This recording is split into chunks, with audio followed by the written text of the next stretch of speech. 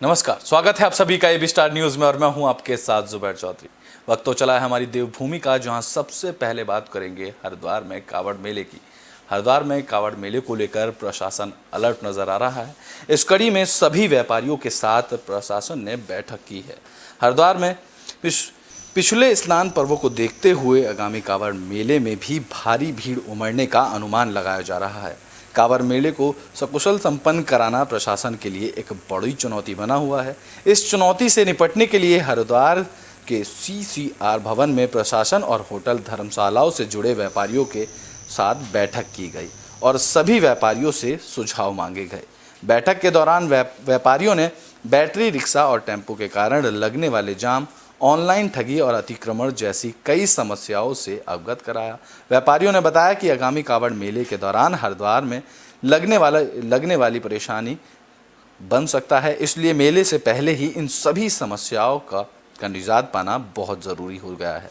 हरिद्वार के SP city स्वतंत्र कुमार सिंह ने बताया कि कावड़ मेले को सकुशल संपन्न कराने के लिए लगातार व्यापारियों से सुझाव मांगे जा रहे हैं। इनके सुझावों को संज्ञान में लेकर कावड़ मेले को सकुशल संपन्न कराया जाएगा।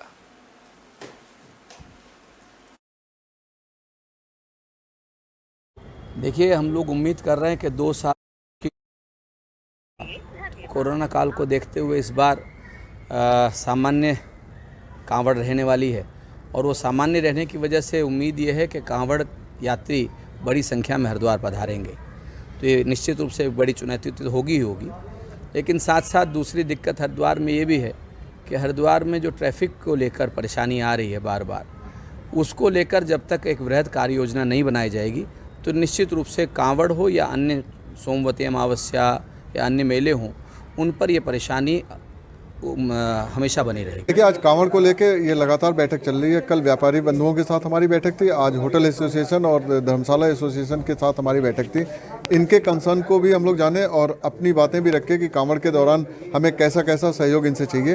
एक ये नॉर्मल बैठक का दौर चल रहा है, लगभग सारे जो स्टेक होल्डर्स हैं कांवड़ से रिलेटेड, उनसे सबसे बातचीत होगी। आज इन्होंने कुछ इशूज़ अपने रेज किए कि इनके साथ ऑनलाइन फ्रॉड हो रहा है, उसके लिए इनको बताया गया कि आप क्या क्या बैंक में क्या क्या अपने प्रिकॉशंस ले सकते हैं, लोगों को कैसे जागरूक कर सकते हैं। ई रिक्शा को लेके एक कंसर्न है कि ई रिक्शा ज़्यादा संख्या में होने की वजह से वो जैम की स्थिति पैदा कर रहे हैं। तो इसमें पिछले 1 हफ्ते से लगातार हमारी कार्रवाई चल रही है। लगभग 70-75 ई रिक्शा सीज भी किए जो यातायात के नियमों का उल्लंघन कर रहे थे। और आगे भी एक बुलेटिन में बात अब देहरादून की कर लेते हैं, जहां कांग्रेस के पूर्व प्रदेश अध्यक्ष ने धामी सरकार पर निशाना साधा है। उन्होंने कहा है कि IAS रामविलास को लेकर सरकार की कोई उपलब्धि नहीं है, उनकी गिरफ्तारी को लेकर सरकार ने कोई काम नहीं किया है। कांग्रेस के पूर्व प्रदेश अध्यक्ष और चकराता विधायक प्रीतम सिंह ने जीरो टॉलरेंस की सरकार पर निशाना साधते हुए कहा कि बर्खास्त IAS रामविलास को सरकार की कोई उपलब्धि नहीं है। उन्होंने कहा कि किसी व्यक्ति से IAS रामविलास यादव के खिलाफ शिकायत दर्ज कराई गई थी, जिसके बाद विजिलेंस ने इस पर कार्रवाई की। उन्होंने कहा कि अगर सरकार की मंशा भ्रष्टाचार मुक्त करने की होती तो MH74 पर अब तक CBI की जांच हो चुकी होती। साथ ही उन्होंने कहा कि बीजेपी ने 2017 के विधानसभा चुनाव में कहा था कि उनकी सरकार आएगी तो लोकायुक्त लेकर आएगी, लेकिन 2017 के बाद 2022 में भी फिर से बीजेपी सत्ता पर काबिज हुई, लेकिन अभी तक लोकायुक्त पर कोई पहल नहीं की गई है।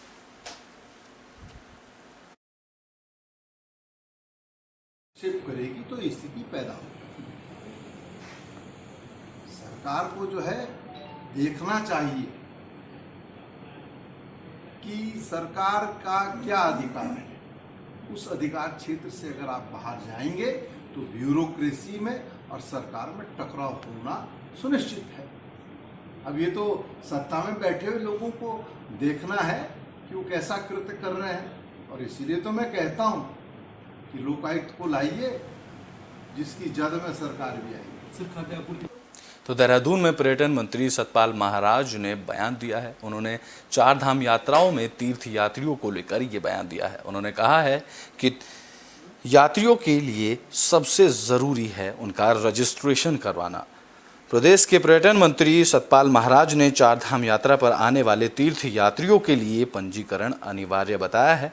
पर्यटन मंत्री सतपाल महाराज ने कहा है कि चार धाम यात्रा पर आने वाले यात्रियों के लिए रजिस्ट्रेशन जरूरी है। उन्होंने यात्राओं के अनुरोध किया कि वह किसी भी प्रकार की अफवाह में ना आएं और पंजीकरण कराने के लिए अपनी यात्रा की शुरुआत करें। उन्होंने चार धाम यात्रा के दौरान बगैर रजिस्ट्रेशन के यात्रा करने की खबरों को खारिज करते हुए कहा कि सुरक्षा के मद्देनज़र यात्रियों को रजिस्ट्रेशन बहुत ज़रूरी है। महाराज ने कहा कि पंजीकरण से ही सरकार को यात्रियों के संबंध में सबसे ज़रूरी जानकारियां प्राप्त होती हैं और किसी भी प्रकार के अवांछित घटना से भी रजिस्ट्रेशन को दी जाती है, जिसके बाद जानकारी और मोबाइल नंबर के माध्यम से ही संबंधित यात्री और उसके परिवार वालों से संपर्क किया जा सकता है। इसके लिए सभी यात्रियों को रजिस्ट्रेशन करवाना जरूरी है।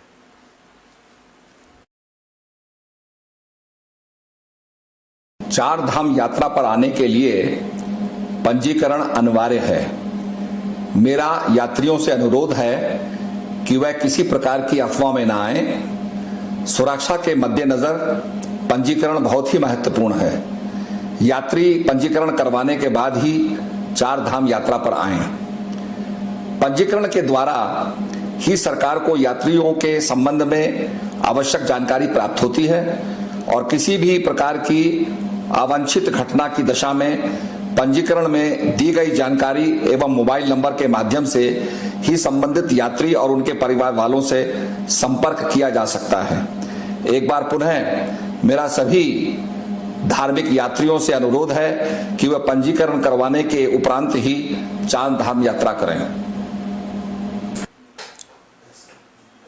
तो अधिकारी और कर्मचारियों के तबादले को लेकर अब वन मंत्री ने बयान दिया है। उन्होंने कहा है कि जो भी क्षमता रखता है उन्हें ही तैनाती दी जाएगी। उत्तराखंड राज्य के वन मंत्री सुबोध उनियाल ने विभाग में होने वाले तबादलों को लेकर स्पष्ट किया है कि इस बार तबादलों में उन्हीं व्यक्तियों को नई नियुक्ति दी जाएगी जिनमें क्षमता होगी और कार्यों को करने के लिए उनका पिछला रिकॉर्ड साफ होगा।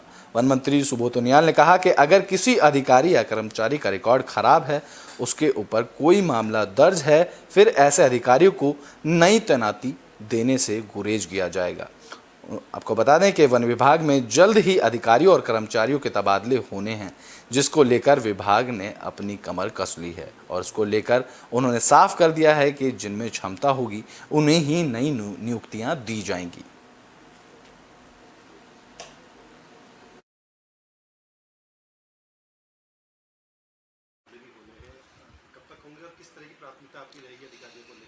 देखिए, प्राथमिकता तो साफ है कि एफिशिएंसी बेस्ड पोस्टिंग्स होंगी। मैंने पहले भी कहा था कि जो स्थानांतरण उद्योग है उसको पूरी तरह खत्म करके क्षमता के अनुरूप नियुक्तियां दी जाएगी और जहां तक कब तक होगी, जिस दिन भी होगी आपको मालूम हो जाएगा। ब्रिटेन में बात अब पौड़ी की कर लेते हैं, जहां जिलाधिकारी ने बन रही पार्किंग का निरीक्षण किया और सभी अधिकारियों को जल्द से जल्द काम पूरा करने के निर्देश दिए। पौड़ी जिले के जिलाधिकारी डॉक्टर विजय कुमार ने पर्यटन कार्यालय और परिवहन विभाग कार्यालय के प्रस्तावित पार्किंग का निरीक्षण किया। उन्होंने निर्माणदेय संस्था को निर्देशित किया कि पार्किंग को बेहतर स्वरूप देना सुनिश्चित किया जाए, जिसमें वाहनों के आने जाने में परेशानियों का सामना न करना पड़े।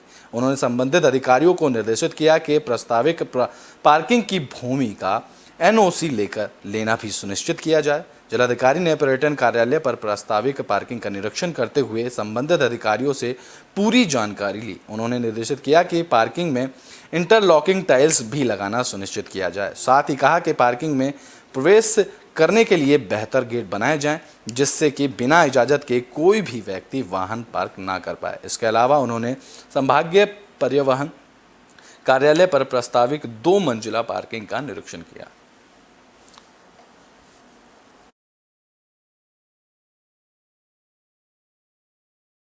आज 2 स्थानों पर हम लोग जो पार्किंग का निर्माण कर रहे हैं उसका निरीक्षण किया। निरीक्षण के दौरान पर्यटन विभाग का जो कार्यालय है उसके सामने हम लोग जो है 60 गाड़ियों की पार्किंग का निर्माण कर रहे हैं। उसके लिए स्थान चयन किया गया है और संबंधित विभाग द्वारा DPR तैयार किया गया है। शासन स्तर पर इस संबंध में अभी प्रक्रिया विचाराधीन है और जैसी धनराशि स्वीकृत हो जाएगी उस पर निर्माण कार्य प्रारंभ हो जाएगा। इसके अलावा आरटीओ कार्यालय के पास में भी हम लोगों ने एक पार्किंग का प्रपोजल तैयार करने के लिए अधिशासी अभियंता RW से प्रस्ताव तैयार करवाया है। और यहाँ पर हमारी जो भूमि है, ये वन पंचायत की भूमि है, उनसे NOC प्राप्त कर लिया है और अभी विधिवत रूप से स्वीकृति मिलने के उपरांत उसका एक वन भूमि प्रस्ताव भी हम तैयार करवाएंगे। और अभी 444 लाख का प्रस्ताव और लगभग 80 से 90 गाड़ियाँ यहाँ पर पार्क हो जाएंगी और बहुमंजिला पार्किंग के रूप में इसको विकसित किया जाएगा। उसके लिए मैंने आज निरीक्षण किया है और हम शीघ्रता से कार्रवाई कर रहे हैं। TAC का कार्रवाई हमने पूर्ण कर दी है। तो बुलेटिन में बात अब चंपावत की कर लेते हैं, जहां स्वास्थ्य महानिदेशक ने अस्पताल का निरीक्षण किया तो वहीं सभी स्वास्थ्य व्यवस्थाओं का जायजा लिया। स्वास्थ्य महानिदेशक डॉक्टर शैलजा भट्ट ने चंपावत जिला अस्पताल का निरीक्षण किया। उन्होंने कहा कि प्रदेश में स्वास्थ्य सेवाओं में सुधार हुआ है। जब से कोविड का दौर चला है तब से स्वास्थ्य सेवाओं को और बेहतर हुई हैं। उन्होंने कहा कि जनता की डिमांड के हिसाब से प्रदेश भर में स्वास्थ्य सेवाओं को बढ़ाया जा रहा है। उन्होंने निरीक्षण के दौरान चंपावत जिला अस्पताल की व्यवस्थाओं पर संतोष व्यक्त किया और कहा कि जिला अस्पताल चंपावत में पर्याप्त डॉक्टरों की मौजूदगी है और यहाँ के मरीज भी यहाँ की सेवा से संतुष्ट हैं। वहीं उन्होंने कहा कि कुछ एक मामलों को छोड़कर यहाँ पर पर्याप्त स्टाफ है। इस अवसर पर उन्होंने स्वास्थ्य कर्मियों से मुलाकात कर उनकी अलग अलग समस्याओं के बारे में विचार विमर्श किया।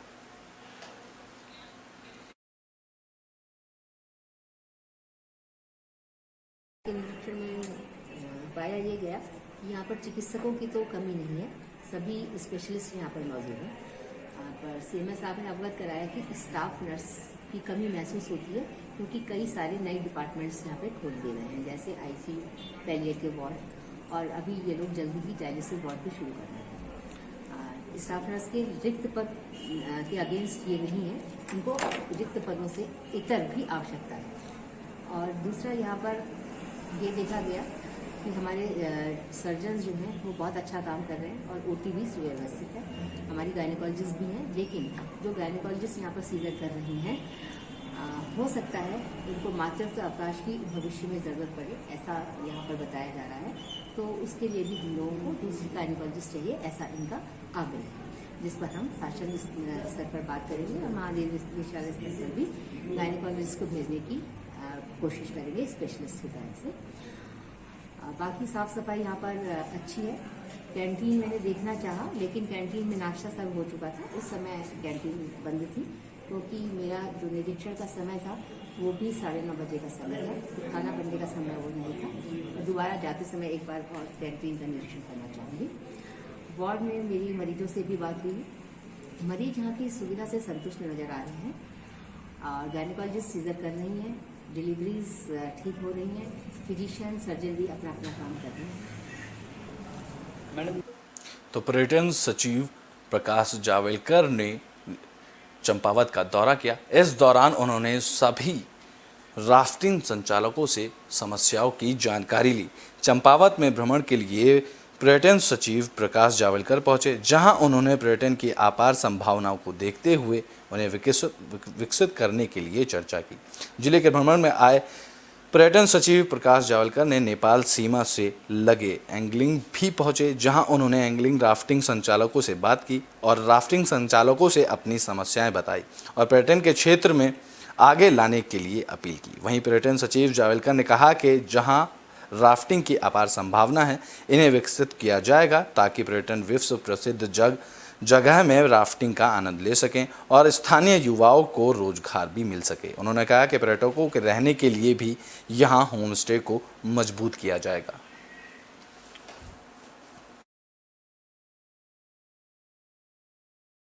अपार संभावनाएं जो दिखती है हम लोगों को, एक तो एडवेंचर स्पोर्ट्स की दिखती है और दूसरा जो सरकार की जो नए योजनाओं पर काम होना है वो है मानस खंड कॉरिडोर पे। तो यहाँ पर के जो प्राचीन हमारे जो मंदिर है और बहुत प्रसिद्ध हमारे यहाँ के ऐसे आध्यात्मिक स्थान हैं, उनको हम लोगों को रोड की कनेक्टिविटी से, रोपवे की कनेक्टिविटी से जोड़ना है ताकि पर्यटक यहाँ पर बहुत आसानी से आ सके। और दूसरा यहाँ पर पर्यटकों के लिए आधारभूत सुविधाएं उपलब्ध करा दे देनी है ताकि उनको उनका प्रवास और उनका अनुभव जो है वो बहुत समृद्ध रहे। इसके लिए पर्यटन विभाग कार्य योजना बना दे रहा है और उस कार्य योजना का व्यवहारिकता कितनी है ये जानने के लिए मैं आज यहाँ पर आया हुआ हूँ। मैंने पंचेश्वर का क्षेत्र भी देखा था, वहाँ पर राफ्टिंग की और एंगलिंग की बहुत संभावनाएं हैं। बहुत ही समृद्ध क्षेत्र है वो और अंतर्राष्ट्रीय ख्याति उसकी काफ़ी है, जबकि भारतीयों में उसकी इतनी अच्छी पहचान नहीं बना पाई है, तो उसको भी हम लोगों को देखने की ज़रूरत है। उस तो बुलेटिन में बात अब कोटद्वार की कर लेते हैं, जहां रेलवे विभाग ने नगर निगम पर जमीन कब्जे का आरोप लगाया है। उन्होंने कहा है कि नगर निगम ने जमीन कब्जा कर वहां पर रेन बसेरा बनाया है। नाजुल भूमि से अतिक्रमण हटाने का काम करने के बाद कोटद्वार के अधिकांश लोगों ने नगर निगम की प्रशंसा की, लेकिन नगर निगम ने वार्ड नंबर FCI गोदाम के पास रेलवे भूमि पर अतिक्रमण कर 60 लाख रुपए खर्च कर रेन बसेरा बना डाला। बता दें कि कोटद्वार नगर निगम की बोर्ड बैठक में रेन बसेरा प्रस्ताव हुआ था, जिसका निर्माण कार्य प्रगति पर है। इस बीच कोटद्वार रेलवे विभाग ने दावा किया कि नगर निगम के निर्माणाधीन भवन जिस भूमि पर बन रहे हैं वह जमीन रेलवे विभाग की है। रेलवे विभाग ने नजीबाबाद के टेक्नोलॉजी विभाग के नगर निगम को नोटिस देकर उस जमीन पर का दावा किया है। नगर निगम कोटद्वार को रेलवे विभाग के नोटिस के बाद नगर निगम ने रेलवे विभाग को भूमि के दस्तावेज भी प्रस्तुत करने को कहा है।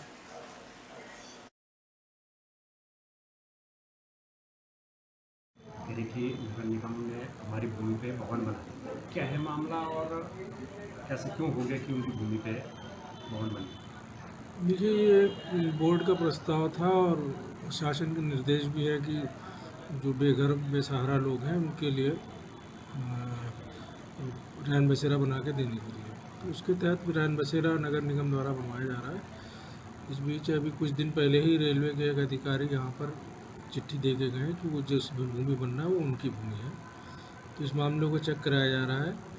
अगर वो उनकी निकलती है तो उनसे अनापत्ति ले ली जाएगी और अगर नहीं है तो मामला खत्म हो।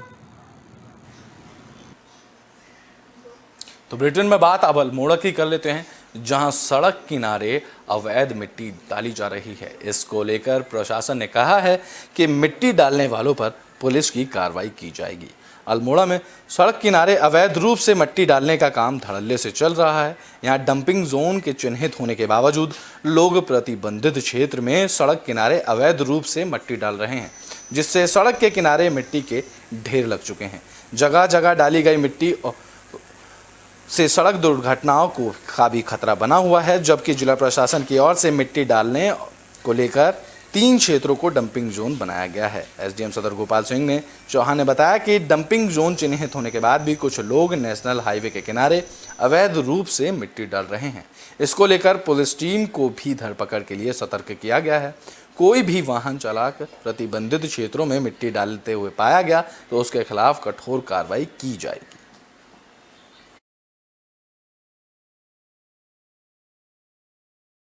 तीन चार डंपिंग जोन चिन्हित है, जैसे पाताल देवी हो गया, फलसीमा हो गया और चौसली में हो गया।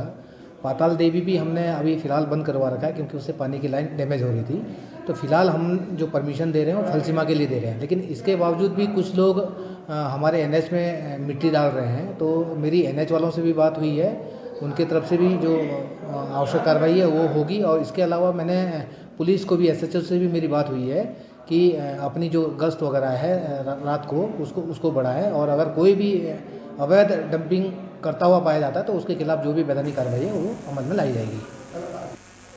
बुलेटिन के आखिरी में बात हरिद्वार की कर लेते हैं। यहाँ 2 पक्षों के बीच विवाद हुआ। विवाद के बाद लड़ाई शुरू हुई और इस लड़ाई में गोली चलने से एक युवक की मौत हो गई। भगवानपुर थाना क्षेत्र में 2 पक्षों के बीच विवाद हो गया, जिसमें एक युवक की गोली मारकर हत्या कर दी गई। सूचना पर पहुंची पुलिस ने मृतक के शव को कब्जे में लेकर पोस्टमार्टम के लिए सिविल अस्पताल की मोर्चरी में भिजवा दिया और पुलिस अब इस मामले की जांच में जुट गई है। उधर युवक की मौत की खबर सुनकर परिजन पोस्टमार्टम हाउस पहुंच गए, जहां उनका रो रो कर बुरा हाल है। जानकारी के मुताबिक रुड़की के सुनहरा गांव के कुणाल उर्फ बाबू का भगवानपुर थाना क्षेत्र के प्रेम राजपुर गांव में पुराने विवाद को लेकर कहासुनी का मामला हुआ। इस मामला इतना बढ़ गया कि एक पक्ष ने तमंचा निकालकर उसे गोली मार दी। वहीं इस सूचना पर पहुंचे परिजन युवक को घायल अवस्था में रुड़की के एक निजी अस्पताल विनय अस्पताल में लेकर पहुंचे, जहां डॉक्टरों ने उसे मृत घोषित कर दिया, जिसके बाद जानकारी पुलिस को दी गई। जहां मौके पर पहुंची पुलिस ने शव को अपने कब्जे में लेने के साथ साथ पंचनामा भरकर पोस्टमार्टम के लिए भेज दिया। अब पुलिस इस मामले की जांच में जुट गई है।